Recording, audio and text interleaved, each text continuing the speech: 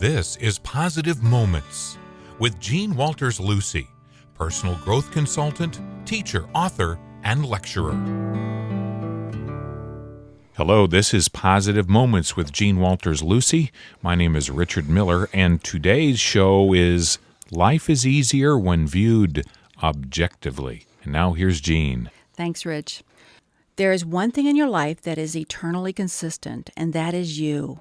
From your earliest memory, there has only been one stable, ongoing factor: you. Your circumstances have continually altered, along with your body, the people in your life, your feelings, and beliefs, but you are a permanent fixture. Every experience that you have had has added something to you. Each event has expanded and extended all the others. The purpose of each is to discover the extent of your capabilities, and the more objectively you view these things, the easier life is. If you take each situation as it comes without prejudice, tension, or pressure, and respond to it by flowing, meaning doing what comes naturally, you will experience peace. In this way, you respond rather than react, and it is easier to see the opportunity within the situation. To become objective, pull back as though you are viewing a movie or a dream. How do you want it to come out? What can encourage that ending? What can you do or not do? Recognize that you have physical, but not psychological limits. Your mind can stretch as far as you are willing. Developing objectivity takes practice. You must be willing to set your ego aside, to really see the situation as it truly is. You must also be willing to be honest. As you do this, your choices become clear. Now, here are some exercises that will help you develop objectivity. 1. Go back to your memory of an emergency situation you experienced in the past and think about how you took charge. At that moment, how did you feel? What was it like? Now practice creating that same feeling daily in everything you do. In charge. 2, hesitate before reacting. Ask yourself, what are my options? And what are the possible results of each option? Get clear. 3, practice being sensitive to others' feelings. Ask yourself why that person behaves or thinks as he does. 4, practice seeing life as a movie. Anticipate what you think the ending will be in each situation. In time, your accuracy will increase along with your objectivity. With practice, you can develop a stable, objective outlook that allows life to serve you rather than you serving it. Since you are the only constant in your life, it is important that you create your life the way you want it to be. Objectivity will help you do this. This is Jean Walters Lucy, personal growth consultant. We would love to hear from you, your comments and your thoughts.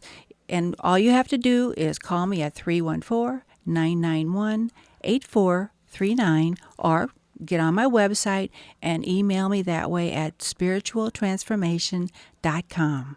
Jean, our first caller for today is Claire. Claire, thank you for calling. What can we do for you? Well, I wanted to talk about something that follows on what you were saying. Okay. That it just resonates with me, and I had an experience over the past weekend that it just kind of goes along with your description of how to stay focused or what the change in focus can really do in our life. I was planning for a trip, and it involved air flight. Okay, and in the past I've been pretty much of a squeamish flyer. And it's been getting better, but I had this undertow of anxiety I could feel as I got ready for the trip, and I was thinking, oh, I wish I could just pack and be relaxed, and continued on. And at some point, I had an inspiration that came to me, and it was like a voice saying, whatever happens, you don't want to go into the next experience all tense and fearful. Go into it with an open, loving heart and see what happens, and just... It was like, I don't know where it came from, other than from within myself, of course. Yes. But it was an inspiration, and it was like a light switch went on. My feelings of fear dissipated.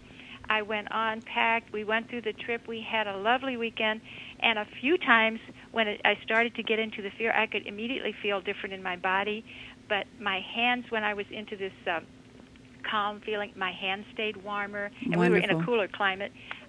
And every experience, somehow was able to say, just approach it by opening your heart with love. And it made all the difference. So wonderful. That's such a great affirmation. So what you did, to clarify for our listeners, is that what you did was you reminded yourself, you brought yourself back to a point of opening your heart for love, to approach each experience with a loving heart, and keep yourself open in that way? Yes. Oh, yes. that sounds wonderful. Now, I do find a challenge when I'm in situations where sometimes we're talking about, I might be in a meeting, and we're talking, let's say, about issues of, let's say, environmental concerns or things that are sort of like the negative things that we're trying to correct. And I find myself getting into the intellectual discussions and the this and the that. How does a person keep it in times like that? Okay. Well, you know what it sounds. I mean, it really does sound like you're talking about two different things. One is your heart is a very feeling place, right, and your intellect is a very thinking place. And it sounds like when you're trying to approach a problem, whether it be the environmental issues or whatever, from the intellect alone, then you get into a very fear-based reality. Right. You get into a very fear-based place. But then, what would happen if you went to those meetings and you decided to keep your heart open the whole time, in knowing that even though there is a problem and an issue that needs resolution, there is also a perfect way for you to help move that issue forward, right, and for you to have your own personal solution to it. Exactly. You may not be able to clean the whole earth or create ecological balance in the whole earth, but I really think that you'll be more effective in your meeting if you go to it with an open heart, knowing that you at least are going to approach this as a challenge and an opportunity, for you to bring balance in your life and to help in some way. Yes, I think that it's being able to stay in that place and keep reminding myself. It does. I think an outgrowth of that is that I can work toward helping there be a better dialogue, yes, better cooperation, seeing that even though sometimes we've made mistakes, whoever has made the mistake, it can be corrected first and foremost by people working together and keeping their hearts open to each other. So, and it's not going to be corrected from an intellectual point of view. No. You're going to have to use the heart and the mind together to make the changes. So I think that just what you're saying before is you refocus and use the discipline to refocus. Yeah. That's what we have to do, truly, all of us. I agree with you, and I appreciate what you've been telling and helping us learn, because it's a lifelong work, I guess. Yes, and, definitely. But it's exciting when it happens, and these little aha moments are just incredibly inspiring. Well, and that's great. I am so proud of you, and Well, I thank you so much for sharing that. It was just wonderful, and I know there's so many people that are appreciative that you called and shared that with us. Well, I'm happy to, and thank you, too, for all you do. Thank you. Bye-bye. Bye. Have a great day. You too.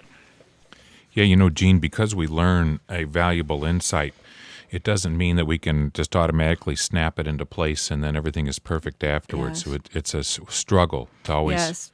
I just happened on this great affirmation the other day. Let's see. I am blessed beyond my wildest dreams. And I thought, oh, that is such a cool affirmation. I'm gonna use that every single day. And I have been for this past week. That's when I found it, and it has been so much fun. All the neat things that have been happening, just so much fun. And so I'm real committed now. But that's like a discipline for me to just remember, Jean, remember, you are blessed beyond your wildest dreams, and who knows what that means, but I know a blessing is a blessing, so it's got to be wonderful and good, right? Indeed. Okay. And mighty forces coming to your aid. Absolutely. Blessed beyond our On every wildest corner. dreams. Yeah, how about that? And this caller is Brian. Brian, thank you so much for calling today. Did you have a comment or thought that you want to share? Well, I have a question. Okay. How does a person develop the ability to be sensitive to others' feelings? Well, that is a good question. I'm sure there are many people that would like to know that. One thing you could do is ask, what are you feeling right now? I was explaining compassion the other day to somebody, and actually the Buddhists say compassion is when you know that everybody has had pain and difficulty in their life too.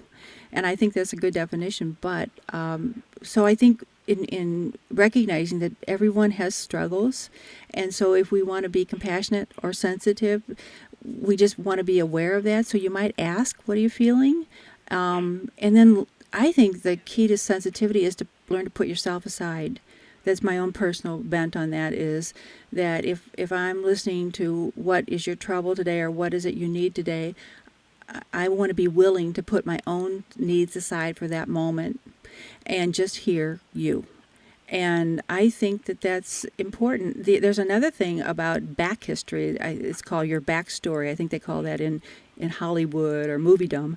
And that is, what is your backstory that's led you to be the person that you are right now? What are the history, the personal habits, the things that have gone into making you, you?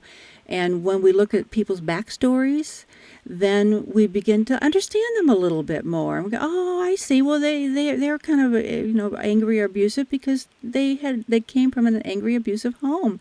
Well, it doesn't mean you're letting them off the hook, but it helps you to understand a little bit more, maybe not take it personally. So I don't know if that helps or not, but there's a lot of little ways that I think you can kind of get in touch with your own sensitivity and just be a more sensitive person. What do you think?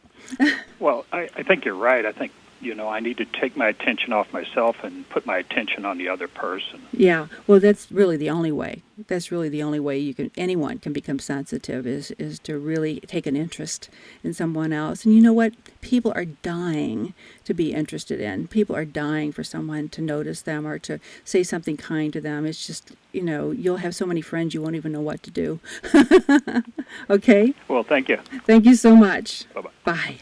Well, Gene, before we wrap up the show today, let's talk a moment about an upcoming interview that we're very excited about. Yes. We are so pleased and happy and sort of feeling honored. But we're going to be interviewing Don Miguel Ruiz, who is the author of The 4 Agreements and The Mastery of Love. And he's just such a wonderful man with such a wonderful, simple philosophy that I know is going to enrich everybody that listens. So we're very excited about that. A little background, he was a medical doctor, and he had an accident, and he decided to explore his Toltec roots and get back into the culture of the Toltecs, and that would be South America. And anyway, he explored that. His mother's a shaman, and so is his grandmother.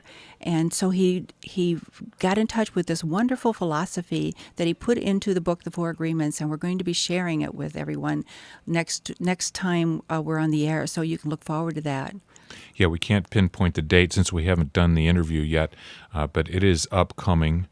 And yes. You know that Oprah Winfrey said the 4 Agreements changed her life? Did you know that? No, although, Gene, you gave me the book, and I found it very, very important and very helpful, and I've read it a number of times. And this comes after having read tons and tons and tons of, a lot of the, and I had not read any of those kinds of books in a very long time. Yes. And you gave me that, and I found it quite valuable. And it's very simple. You don't have to know wonderful. anything or have any background Yes. To get a lot of help from it. So we're excited about talking to Don Miguel Ruiz. Yes. And I know that one of the agreements is don't take anything personally. And I think that's going to make a huge difference in everyone's life that chooses to hear this interview. Indeed. Gene, thank you very much. Thank you.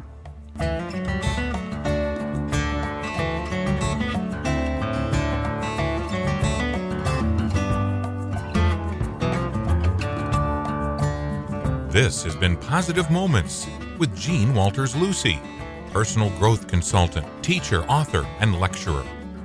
If you have comments or questions on any personal growth subject like universal law, dream interpretation, intuition, self-esteem, or self-empowerment, you can reach Gene at her website, www.spiritualtransformation.com. or call 314-991-8439 and leave a message. 314-991-8439. I'm Richard Miller, and we'll see you for your next Positive Moment.